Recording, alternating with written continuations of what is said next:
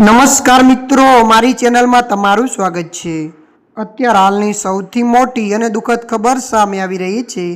ત્યારે મિત્રો સુરતથી એક મોટા દુઃખદ સમાચાર સામે આવી રહ્યા છે। જી હા, આપને જણાવી દઈએ કે સુરતમાં 15 વર્ષીય વિદ્યાર્થીનો આપઘાત।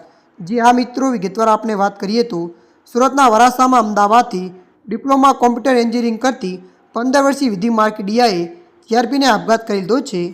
મળતી માહિતી અનુસાર આપણે વધુ જણાવી દઈએ કે જમતી વખતે માતા સાથે મજાક મસ્તી કરતી વખતે અચાનક ઢળી પડેલી દીકરીને સિવિલ હોસ્પિટલ લઈ જવાતા તબીબીઓએ મૃત જાહેર કરી હતી।